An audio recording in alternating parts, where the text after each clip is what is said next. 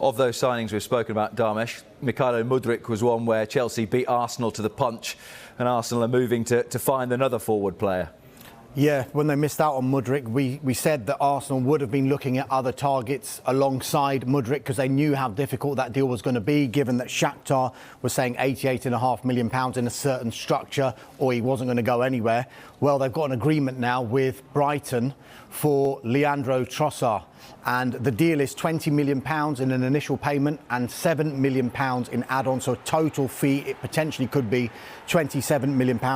He'll have to have a medical, of course, and then personal terms will need to be finalised. And I'm sure I'll be saying this throughout the hour, but if he can be registered by midday tomorrow, then he is available for the game against Manchester United at the Emirates on Super Sunday. One interesting side note to the Trossard deal is that Tottenham actually made an offer for Trossard last week, and that bid was rejected. And from that moment on, Tottenham decided not to pursue that deal. It just makes a nice headline, doesn't it? Arsenal and Tottenham are going for the same player. You'll also remember last week the breakdown in the relationship between Trossard and Roberto De Zerbi, and Trossard's representatives had said it's going to be best for all parties if he gets a move in this January transfer window. Looks like it's very, very close now. He's 28 years old, though, 6 months left on his contract. But Brighton have got a 12-month option. That's why they've been able to command a fee that could rise to £27 million. And I don't know what Andy thinks about this, but from the outset, it might look like an un-Arsenal signing. But I think it might just be a little nod to the fact that they're in a position that they probably didn't expect to be. Yeah. 8 points clear in the title race. They are in the title race. It's theirs to lose statistically.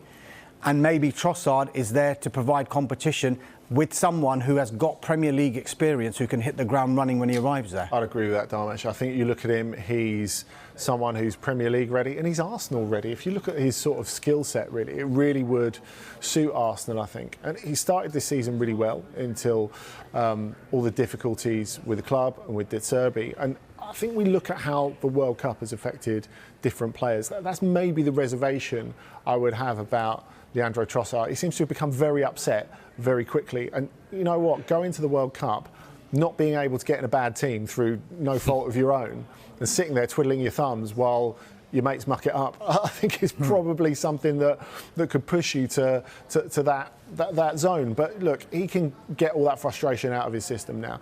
As you say, if he could go straight in for that Manchester United game, that would be absolutely terrific. And you know what they've really been missing, Arsenal? They've been missing that punch off the bench. You think, particularly with the Newcastle game, which they didn't quite get over the line. Obviously, that hasn't really cost them long term because City went and lost at United last weekend.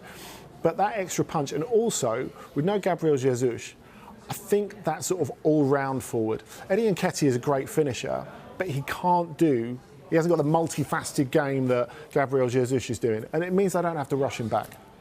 It's interesting as well because you look at Modric, and we've been talking about Roberto De Zerbi, who was his former manager at Shakhtar, and I think he said 10 days or so ago, this guy's going to win the Ballon d'Or one day, so no pressure there. But you don't know. He could be brilliant in Ukraine and in European football, but you don't know. Whereas Trossard, you know, already got 9 goal involvements in the Premier League this season. He's been consistent past this season. You know what you're getting. I think you know what you're getting is the thing here. It's like Dharmesh said, he's 28. For Modric, you're paying for the ceiling. You know, no one knows how high it could go, and the ceiling is a lot higher with him. I mean, I do think he'll be great. I think there's a degree of reservation just because, as Kave was saying, that the plan at Chelsea is not totally clear at the moment. That's the only issue you really have.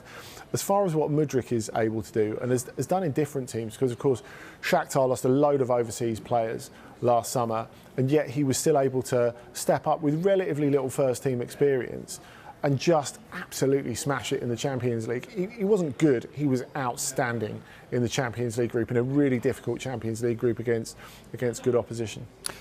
Interesting that Andy says there we don't know what the plan is at Chelsea at the moment, Kave. We certainly do know what the plan is at Brighton. And I remember speaking to Graham Potter last January when there were a lot of links with Yves Bissouma, who they eventually sold in the summer. And he said, we know where we are in the food chain. They expect their best players to be picked off by the so-called bigger clubs. And once again, there didn't seem to be too much fuss about letting Trossard go, and that they feel they're well stocked to just carry on without him. I think you've got to applaud the way Brighton have done business again, the way they've conducted themselves. Obviously, Trossard came back from the World Cup. There was something wrong. It seems like his head had been turned. The head coach, Roberto De Zerbi, dealt with him very, very effectively.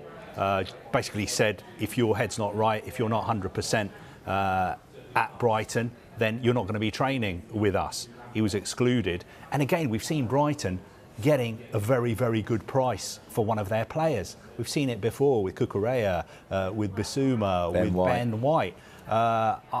So again, Brighton have proven that if you're a player who's got a contract with them and you are going to be leaving the club, you're going to be leaving the club on Brighton's terms. You're not going to get everything your own way. Brighton have to get a fair price.